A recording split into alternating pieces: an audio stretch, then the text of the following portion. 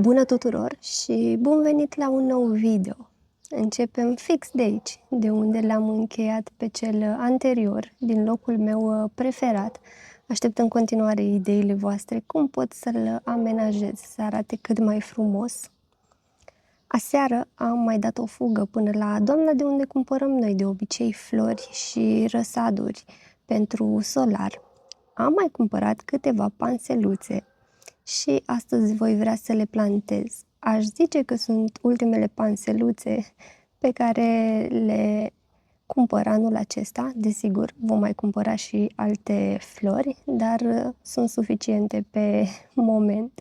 Deci astăzi avem treabă din nou la plantat.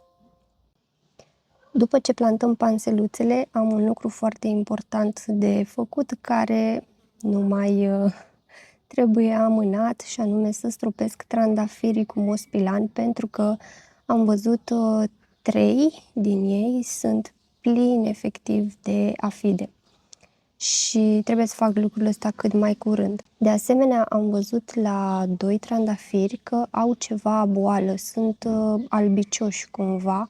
Nu mi-amintesc să fi avut problema asta în trecut, dar vă arăt și vouă, poate știți ce soluții ar trebui să le aplic. Am mai avut problema cu afidele, cred că e ceva normal de fapt.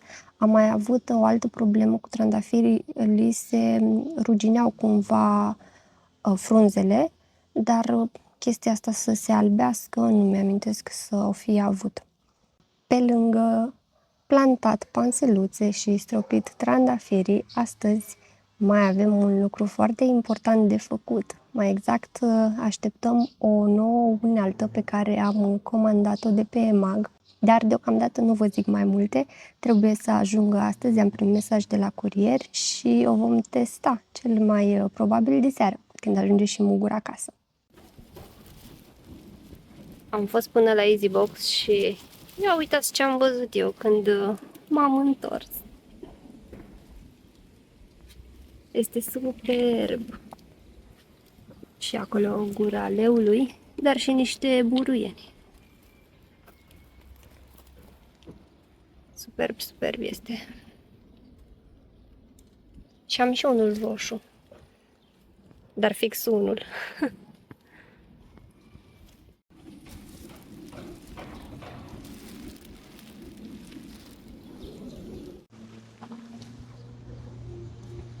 Ce fain este stabilizatorul ăsta.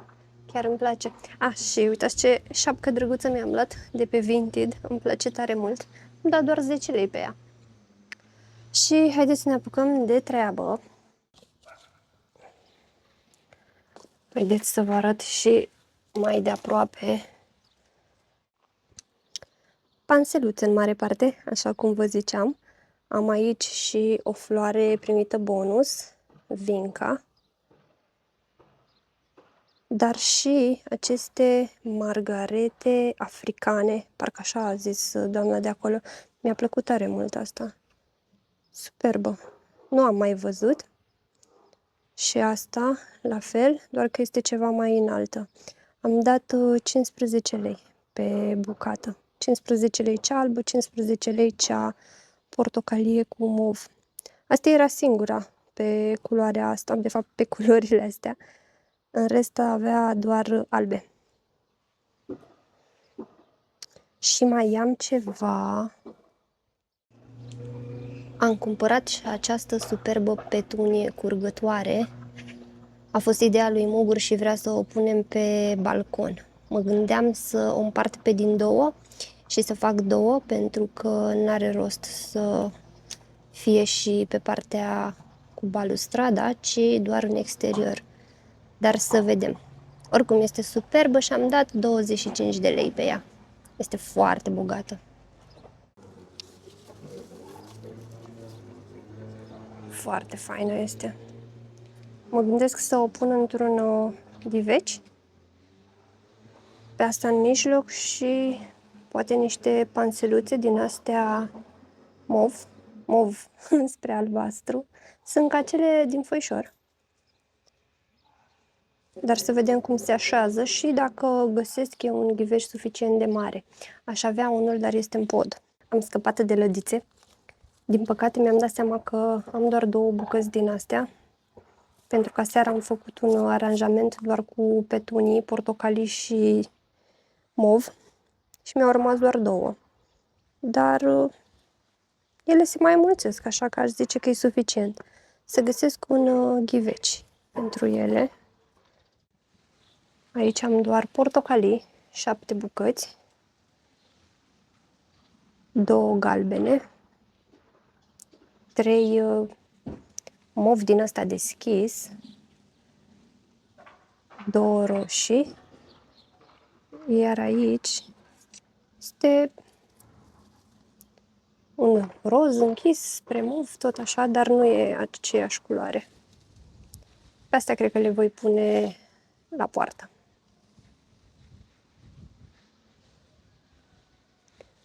Inițial și pe asta am zis să o pun la poartă, dar e așa simpatică încât parcă nu aș pune acolo să nu o văd așa des. Am aici un ghiveci, aici alt ghiveci cu pământ și am și agățători. Și voi planta, să o plantez pe asta oare? Dar parcă totuși e cam mic ghiveciul pentru ea. Hai să vedem.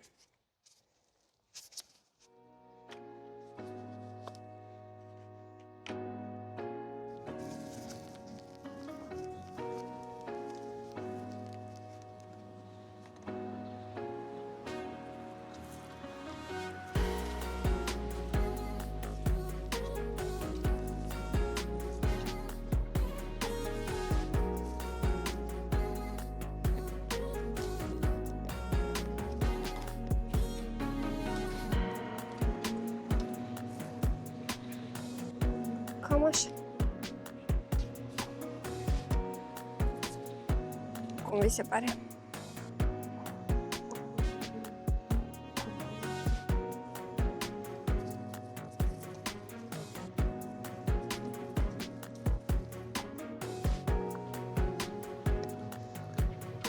I-am găsit un loc perfect.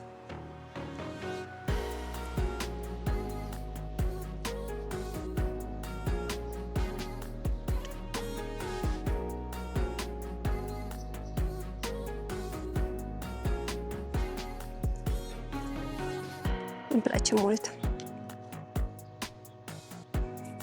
Haideți să vă arăt mai de aproape.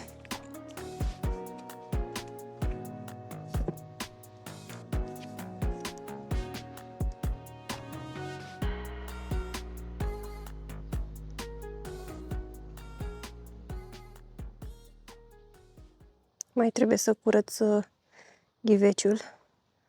Aici am și mușcata englezească. Weekendul următor mergem la cabană și voi mai cumpăra una, dacă mai găsesc. Ar trebui, este sezonul lor. Și aici avem căpșunul.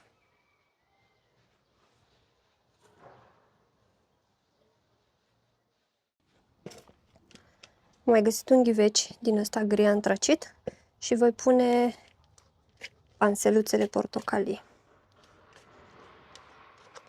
Va mai trebui să cumpăr câteva ghiveci din astea, pentru că eu astă toamnă, practic aveam mușcatele de afară în ghivece din astea mai mari, dar le-am transplantat în niște ghiveci mai mici, astfel încât să le pot depozita în casă.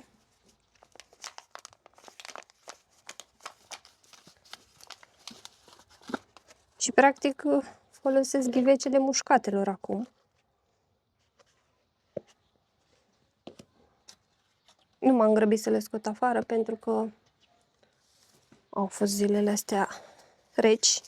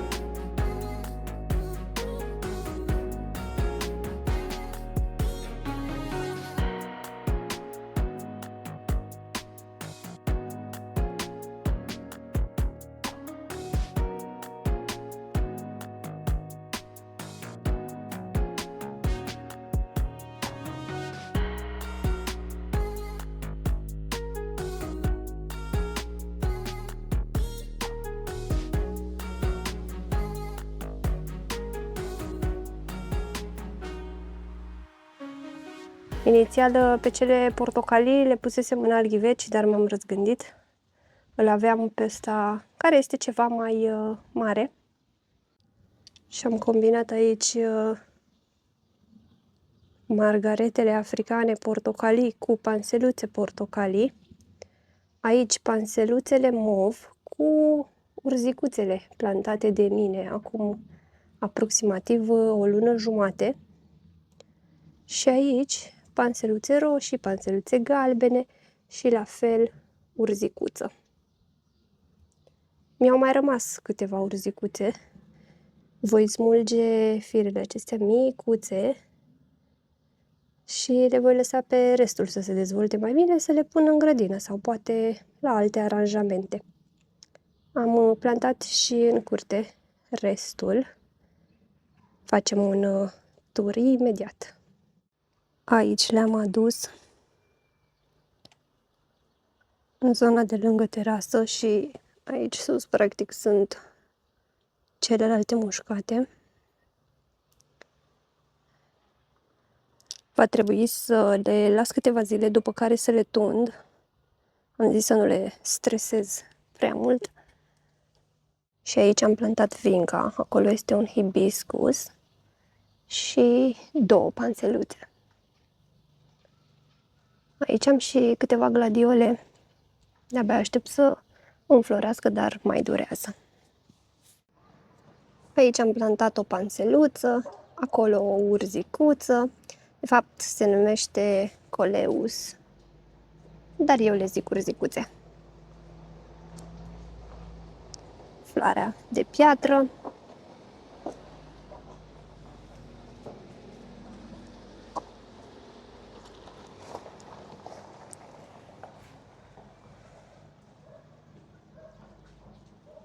Altă panseluță, dar de fapt pe asta cred că v-am arătat-o în vlogul anterior, nu mai știu exact, pentru că nu e plantată astăzi. Iar acolo avem sporul casei, parcă. Mereu le încurc, sporul casei și vinca. Mi se pare că seamănă destul de mult. Gerbera, deja o știți. Și haideți să vă arăt ce frumos arată trandafirul ăsta. Va trebui să-l prind pentru că s-a dat așa foarte mult în dreapta. Am deja un băț.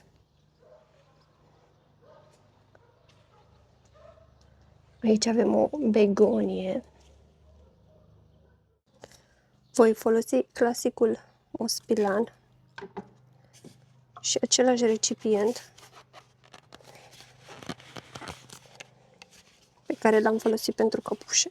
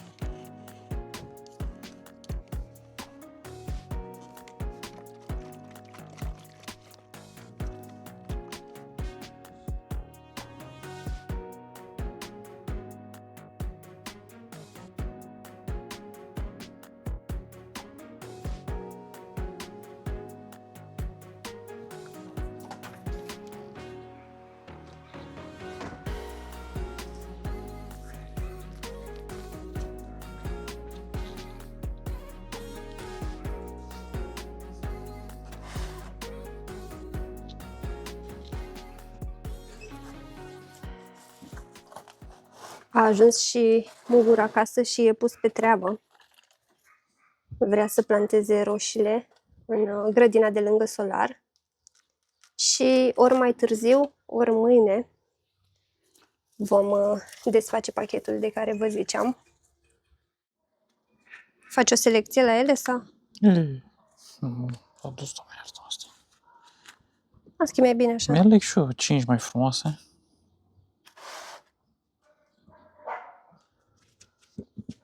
Și nu mai știu dacă trebuie să pun 5 sau 6, nu mai țin minte. Nu știu ce să fac cu asta. Să-l las așa? Nu, taie una. Care?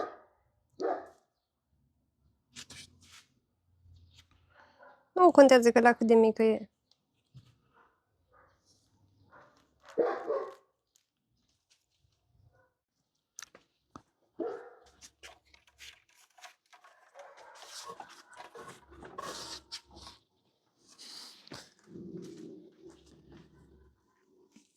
Cum să pun? Păi nu facem 2 rânduri? Ba da, un rând e sherry și un rând e de ăsta. Pe care, pe astea mari să le pun pe spate aici, nu? Nici nu știu, trebuie să ne gândim că alea mari vor face mai multă umbră.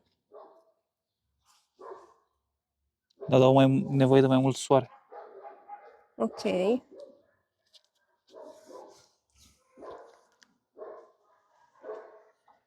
Nu sunt prea apropiate?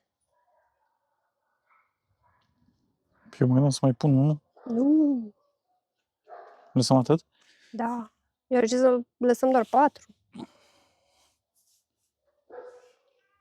Știu că se lasă aproximativ 40-50 de centimetri între ele.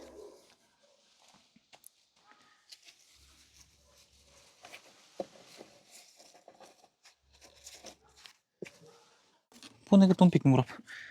La fiecare.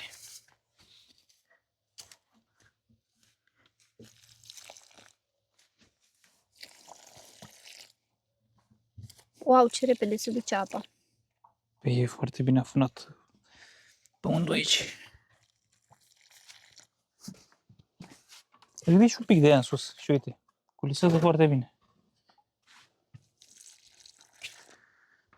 Chiar nu observasem că ai pus balama. Cred că pentru că eu mă uitam pe interior, dar ea e pe exterior.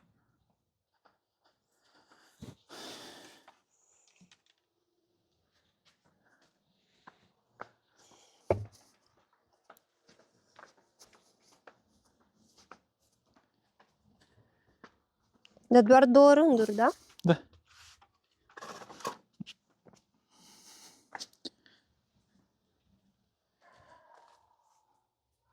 Oh.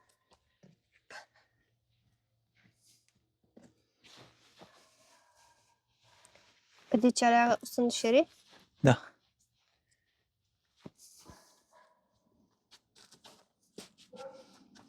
Nu ți se pare că sunt cam aproape de alea asta? Nu. Dacă eu stau așa, nici spre aproape. Stau cu fundul în castraveți. Păi da, dar tu ești și mare.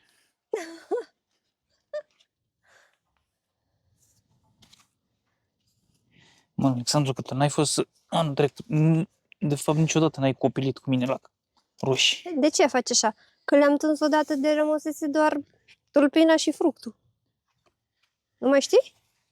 Păi așa știi tu, doar să le nenorocești. De ce ești rău? Ei, bine, anul ăsta nu o să fac nimic aici, ba chiar voi ieși acum din grădina ta. Te rog. Că oricum nu-mi place cum e intrarea asta aici cu varza asta, salata asta în drum. Nu știu de ce ai intrat. Fii atent, nu mai. Eu doar ți-am să-mi aduce apă. Hai, Jessie, să ne vedem de trandafirii noștri.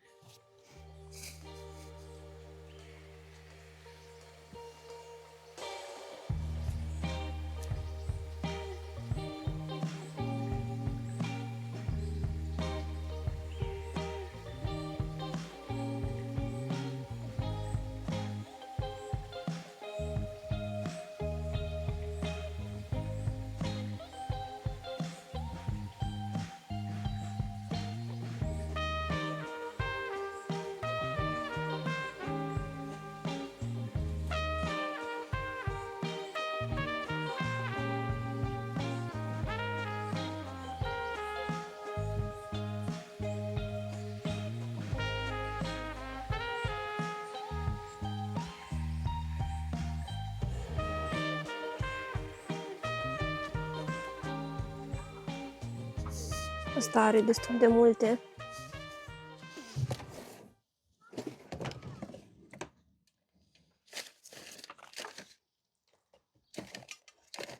Pe acesta deja l-am stropit. Este destul de afectat, mai ales aici. Am găsit și pe ăsta albitură din asta.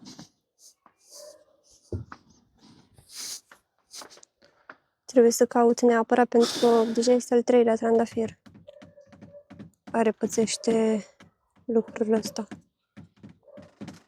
Să-mi scrieți și mie în comentarii dacă ați avut problema asta și cum ați rezolvat-o.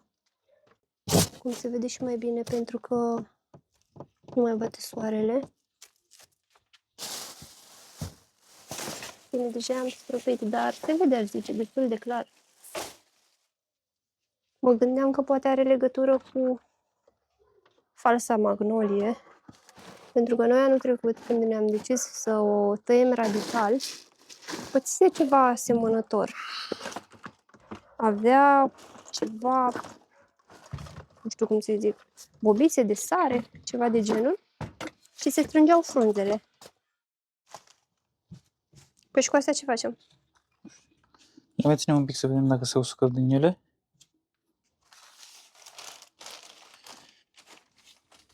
Vezi că e mai una jos. Asta părea ok.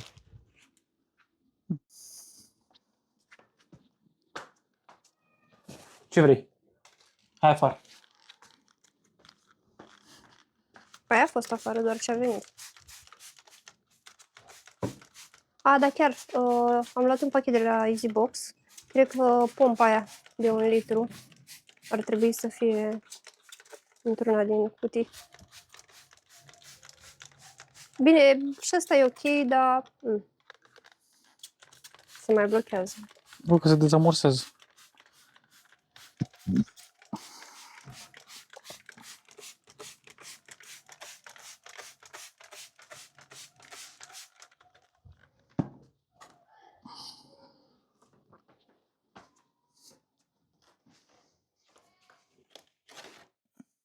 Încheiem vlogul de unde l-am început în dimineața asta, dar înainte de a face lucrul ăsta, vă inserez câteva cadre pe care cel mai probabil le vom filma mâine cu unealta de care vă ziceam.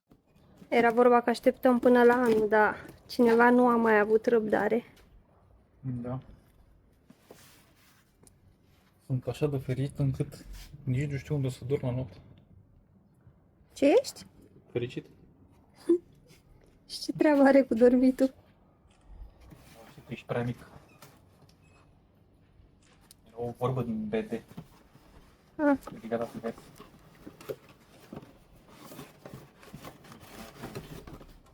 Masă de curioși. Da, nu știu ce să zic.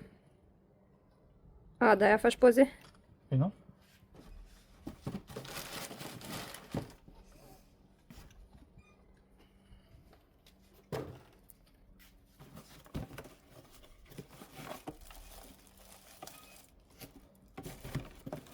Bine, noi nu aveam neapărat nevoie de încă un acumulator și încărcător, dar diferența era de vreo 40 de lei.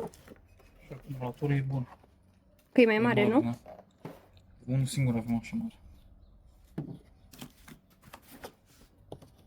Și asta, practic, e desfăcută. E...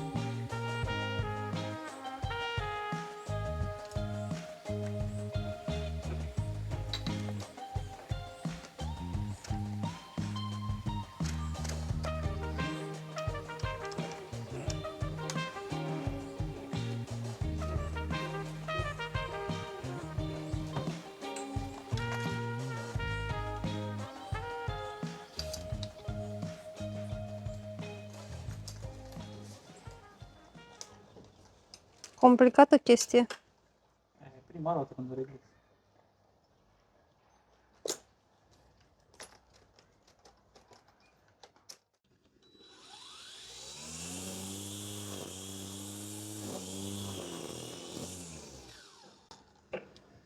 Mergem afară? Mergem.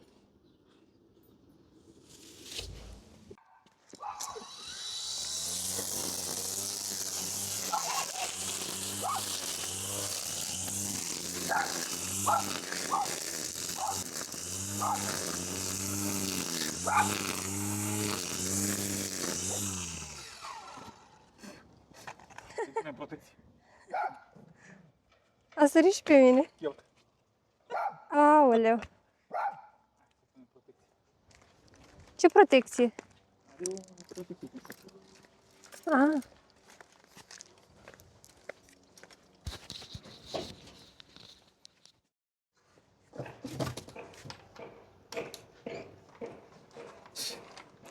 Dar cred că îți trebuie și o mască, ceva.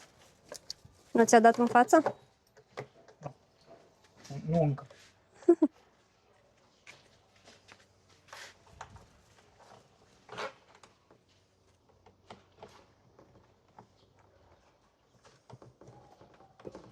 Și deschid Pentru? gălării mai mari, mai dure. Cuceni.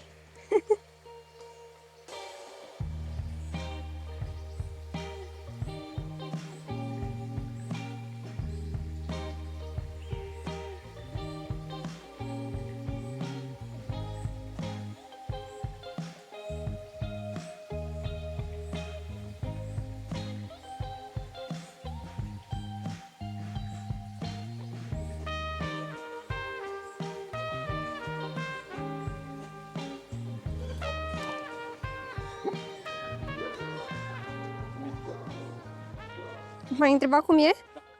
Păi, tu să-mi zici cum e. Stai să mă dau în partea asta că bate soarele. Să ne zici două vorbe, poate sunt oamenii interesați. Dar nu am montat-o eu corect. Asta sigur trebuie dat mai în spate. Ca să fie un pic în echilibru, să nu muncesc pe de aici. Trebuie să găsesc poziția. Și e destul de puternică? Este, da. De pe acolo trebuie să pun discul. În sală trebuie să pun discul. Da.